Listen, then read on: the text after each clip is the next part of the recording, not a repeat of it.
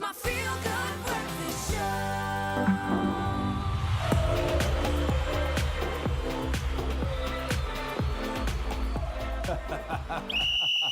Oh, waiting for that. Here we go. Let's bring you a quick roundup of this weekend sports soccer action deluxe, man. It was incredible. Ronaldo was on fire, absolutely on fire.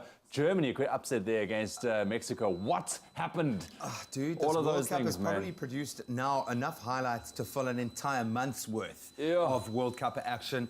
You said it, some incredible results coming out of the weekend, but let's focus on the big one. I think this is the result of the weekend. Why? Jeez, man. Because defending champions Germany looked rather mundane against Mexico, and I don't want to take anything away from Mexico's performance. They were sublime on the counter-attack, absolutely amazing. Herving Lozano scoring the goal that ultimately was the decider, and I think the goal will be coming up in just a moment.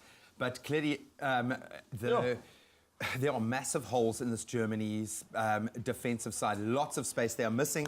I mean, Müller missed, I don't know how many opportunities, but we know that the likes of Schweinsteiger, some of their greats aren't there, and they really did need some cool heads. Mesut Ozil just wasn't on that pitch with the real Ozil. Please stand up. Booyah! And dude, this kind of wonder strike typified the weekend's goals. You know, they... Oh, look at that. Absolutely amazing. Brilliant. And it's not to say that Germany didn't have the opportunity to score, probably about 9 missed opportunities throughout that entire game. But this is a massive, massive turn for the books. I know that Mexico have an incredibly good record. They haven't lost in, I think, 5 of their opening encounters out of the 6 World Cups that they've played in. But this puts them at the top of Group F. Germany sitting at the bottom of Group F. It really is a massive turn for the goals. I think...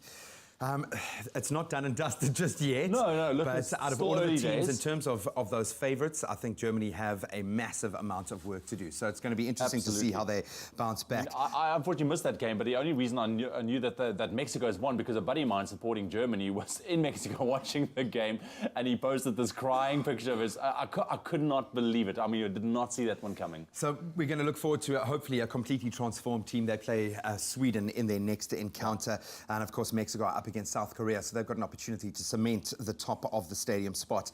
But everyone's been talking about the game that looked more like a Europa final between Spain and Portugal. Ronaldo doesn't often shine during World Cups. I think he scored like 1 goal in the last 2 World Cups. He opened his account with a hat-trick, his 51st, and I think most notably it was the 51st hat-trick in World Cups. He opened his account with a penalty, and a glaring one at that.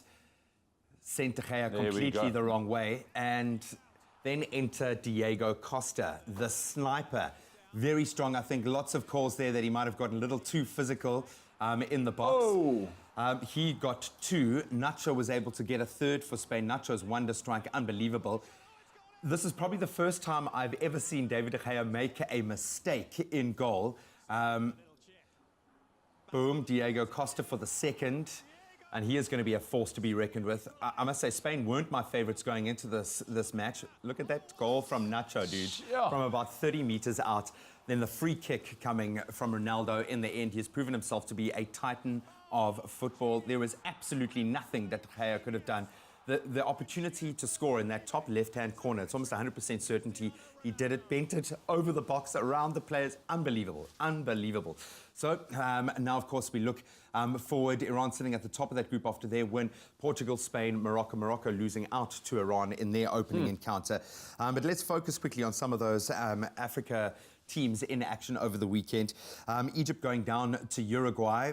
We didn't see Mo Salah on the pitch, surprisingly enough. He didn't play off the bench, so I'm not entirely sure why that happened, but Uruguay continue their proud World Cup tradition. Nigeria going down 2-0 to Croatia, and of course we mentioned Morocco going down to Iran. So a few other results, France getting 1 over Australia, 2-1 there. Argentina with the Giant Slayers, Iceland 1-1, and then of course Brazil 1-1 with Switzerland. I think Brazil yet to fire on all cylinders. Neymar not quite there. Philippe Coutinho getting the goal in that. A couple of games to look forward to coming up later today. Panama are going to open their account as debutants in the World Cup. We've got the Belgium, Panama, Sweden and South Korea, and then of course England up against Tunisia. England's still my outside favourites for this, but I think the game to watch, Belgium laden with stars. Kevin De Bruyne, Eden Hazard, absolutely stellar team there. But I'm going to lose my mind through this World Cup, dude. There's so much football to take in, bro. With the way it's been going so far and the way it kicked off, thank you very much, Graham. It's going to be very, very interesting to see the turn of events unfold over the next couple of days, but we'll be here and updating you as we go. For the yellow card. You can take your yellow card. That's your sports roundup on your Feel Good Breakfast Show for your Monday morning.